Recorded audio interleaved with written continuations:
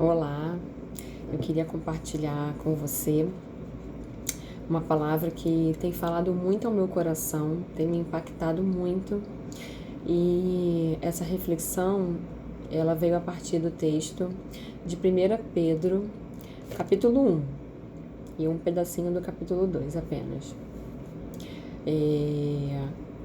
Vou pedir para que você leia o texto primeiramente, dá um pausa no vídeo, vai ler o texto, vai se encontrar com o texto primeiramente, se isso for possível, e depois você volta aqui para a reflexão. A primeira coisa que me chama a atenção nesse texto está lá no versículo 3, que diz assim: Bendito seja o Deus e Pai de nosso Senhor Jesus Cristo, conforme a sua grande misericórdia, Ele nos regenerou para uma esperança viva. Eu vou parar aqui. Isso aqui é muito bonito, né? Primeiro que ele traz a palavra regenerar, né? Ele nos regenerou. O que significa regenerar? Quando eu pensei em regenerar, pensei logo em biologia, do animal que perde, né, um membro e tem essa capacidade de regenerar, de dar nova vida, né, ao membro que tinha se perdido. E quando eu fui buscar o significado no dicionário, eu encontrei dois significados que me chamaram a atenção. Primeiro é revivificar, que faz todo sentido com o contexto bíblico, e o segundo é recuperar, que para mim é mais impactante ainda, no sentido de que a gente não vai recuperar uma pessoa que a gente não acredita, a gente não vai investir em algo para que seja recuperado uma pessoa, falando nesse contexto, se a gente não acredita que ela possa ser capaz de ter uma vida melhor, de que ela possa ter uma nova história. E eu acho que não é à toa que esse termo entra, né, aqui como uma regeneração, como uma recuperação de nós mesmos para uma vida melhor. E é para uma vida pautada numa esperança viva. E é legal esse termo aqui, esperança viva, porque além de ser algo que diz de um movimento, né, de um organismo em funcionamento, de uma esperança que tem vida própria, ela remete, né, como o texto diz, a Cristo Jesus, que ele morreu e ele ressuscitou. Então, cumpriu-se a palavra que havia sido proferida, né, profetizada no Antigo Testamento, e quando Jesus ressuscita, ele vive, né? Ele vence a morte. Então, ele inaugura pra gente uma novidade no nosso relacionamento com Deus, porque ele traz uma esperança viva, além de toda a confirmação da profecia, ele traz uma novidade, que é essa esperança que é viva, que venceu a morte, que é um organismo capaz de se sustentar, que quando a gente vive essa esperança em nossa vida, ela produz frutos de vida, né? E ela pode estar adoecida também, né? Olhando por esse sentido. Então, além disso, essa esperança viva, eu entendo que ela também é manifestada através do Espírito Santo, que quando Jesus volta ao Pai, ele diz, né, que vai deixar para nós o Espírito Santo, e que ele é como se fosse aquilo que move a nossa esperança para que seja uma esperança viva, né? O Espírito Santo de Deus. Continuando aqui na leitura do texto, me chama a atenção também uma outra parte que está aqui no versículo 5, que fala assim: mediante a fé, vocês são protegidos pelo poder de Deus. Olha o papel importante da fé na nossa vida. A gente é protegido pelo poder de Deus mediante a fé. E logo mais ele vem falar que a gente pode passar momentaneamente por períodos difíceis, mas tem um objetivo, que a nossa fé ela seja comprovada, que ela seja uma fé genuína, que vai resultar em louvor, em honra e glória a Deus.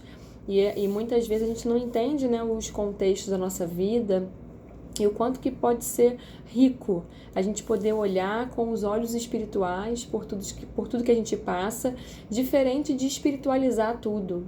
A gente entender que a gente tem uma fé que é viva, que é capaz de mover o coração de Deus, como a gente viu ali a manifestação do povo de Nínive, quando Jonas levou a palavra de Deus para aquele povo, e aquilo mudou o coração de Deus, que queria destruí-los, e poupou eles. Então, a nossa fé, ela é poderosa, e ela, quanto mais exercitada, mais honra, glória e louvor a Deus a gente vai estar dando, porque a gente vai estar reconhecendo que não é por nós, que não é mérito nosso, mas é mediante a essa fé que está em nós e que vem do Senhor também, que é alimentada pelo Senhor. E aqui, no versículo 9, diz que o alvo da nossa fé é a salvação da nossa alma. Então tem um objetivo nesse processo, que cada vez mais que a gente vai exercitando a nossa fé, conseguindo acreditar, crer naquilo que às vezes não está posto numa circunstância, crer que apesar das dores e do sofrimento, Deus está conosco e não nos desampara em nenhum momento. Isso é exercitar a nossa fé, e é estar conectado com Deus e estar também exercitando a nossa fé na nossa vida, no dia a dia, no nosso cotidiano, e não só dentro da igreja ou numa atividade específica, religiosa. O texto segue nessa reflexão, e tem uma outra parte que me chama a atenção, que na segunda metade do capítulo 1, na minha Bíblia tem um subtítulo dizendo exortação à santidade. E aí tem um versículo interessante, que é o finalzinho do versículo 14, falando para a gente não se amoldar pelos padrões do mundo, assim como a gente vivia na ignorância. Por que é importante conhecer a palavra de Deus? Por que é importante participar de uma comunidade religiosa?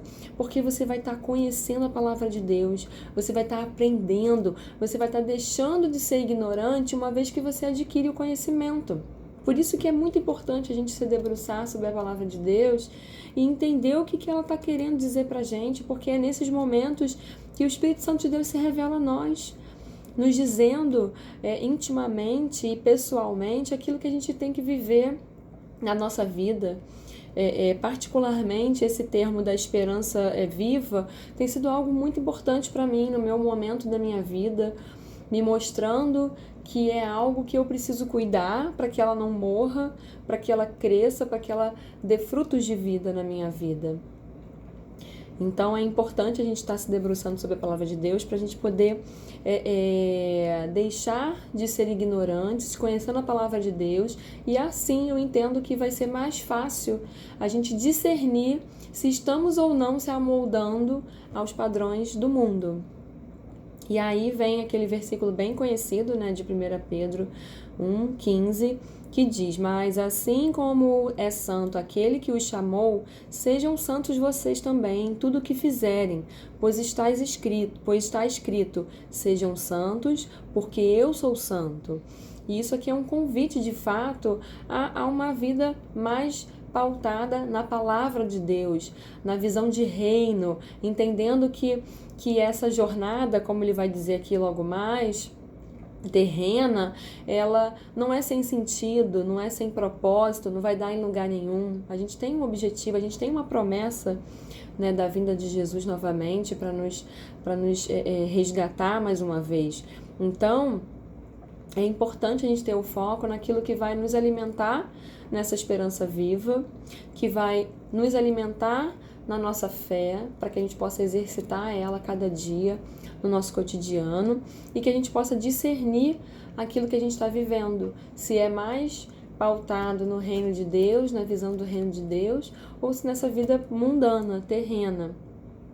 Lógico que a gente, nós somos seres humanos, somos seres carnais, e a gente vai viver a nossa vida de prazeres, de alegrias, porque também faz parte daquilo que Deus tem para a nossa vida, uma vida plena, aqui. Porque se fôssemos para ser seres espirituais, Deus não nos teria feito homens carnais, Então, voltando aqui ao que eu tinha dito anteriormente, tem um versículo aqui, 17, a parte B, diz assim: Portem-se com temor durante a jornada terrena de vocês.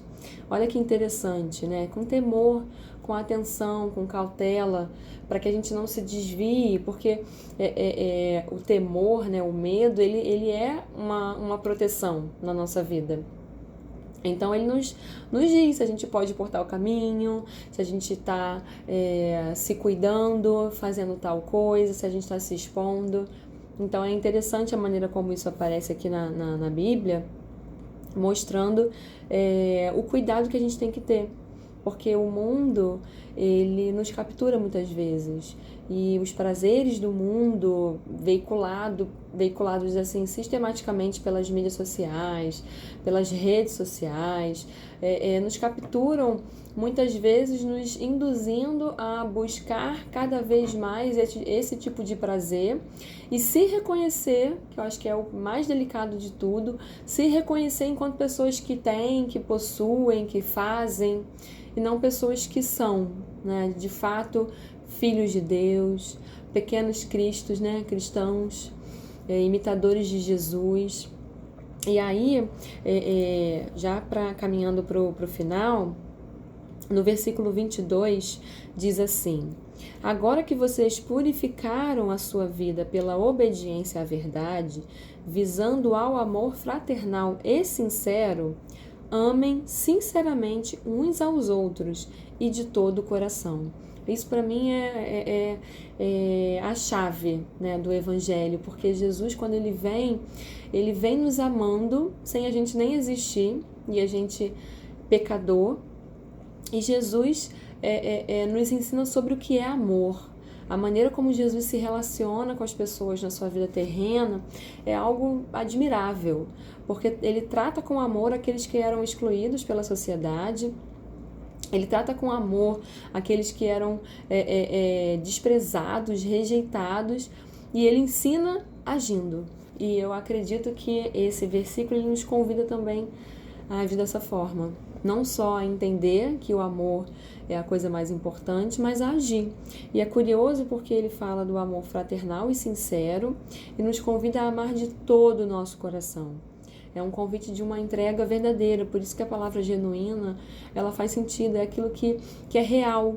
Quando eu vivo um amor verdadeiro pelo meu próximo, eu não preciso fingir, eu não preciso forçar. Isso é algo que é natural. E isso também é algo que a gente precisa aprender, a gente precisa aperfeiçoar.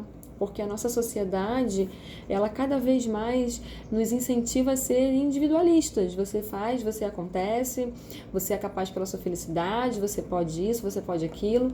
E o quanto que a gente vai se desconectando muitas vezes das pessoas e das realidades que são diferentes da nossa. E esse versículo ele continua no 23, né, esse texto, no 23 que diz assim: vocês foram regenerados, relembrando o que já foi dito, não de uma semente perecível, mas imperecível, por meio da palavra de Deus, viva e permanente. A palavra de Deus, ela não morre, ela sempre dá frutos, ela sempre permanece. A gente tem mais de 2000 anos de história da palavra de Deus, e quantas realidades foram mudadas. A nossa história social, ela é marcada pela vinda de Jesus, tanto que a gente está no ano de 2019, porque tem 2019 anos que Jesus veio ao mundo. Então, a nossa história é marcada. Jesus, ele é o divisor de águas. E a palavra de Deus, ela tem esse poder de gerar vida, de gerar frutos, e que você possa se apegar à palavra de Deus, ao que ela tem para nos ensinar, acreditando, né, logo mais no finalzinho do capítulo 1, do versículo 25, diz que a palavra do Senhor permanece para sempre, né, que o homem, a humanidade, vai se perder, vai acabar, vai morrer, e a sua glória também. Mas a palavra de Deus, ela permanece para sempre, e é nela que a gente tem que pautar a nossa vida, é nela que a gente tem que estruturar a nossa família, para que nossa vida, nossa família, nossos filhos estejam pautados na palavra de Deus e que os frutos possam mostrar quem é Jesus para esse mundo, possam comunicar a mensagem do Evangelho de Deus. Que você possa se motivar a se apegar. E aí no início do capítulo 2, No finalzinho do versículo 2 e o versículo 3 diz assim: como crianças recém-nascidas, desejem de coração o leite espiritual puro, para que por meio dele cresçam para a salvação, agora que provaram que o Senhor é bom. Olha que coisa bonita, né? Assim como o bebê precisa do leite, né?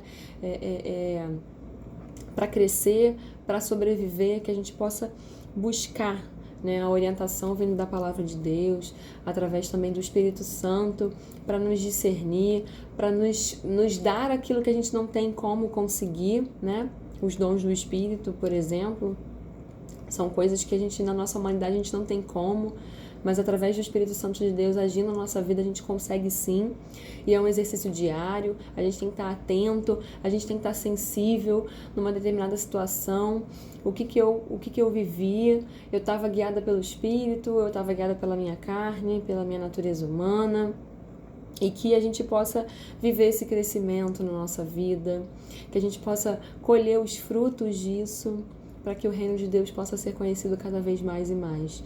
Que o Senhor abençoe sua vida, que você se debruce sobre a palavra de Deus, sobre o que ela tem para sua vida, também pela oração, porque eu tenho certeza que grandes coisas podem acontecer e irão acontecer se você se disponibilizar para estar em relação com o Senhor, através da oração, da leitura da palavra.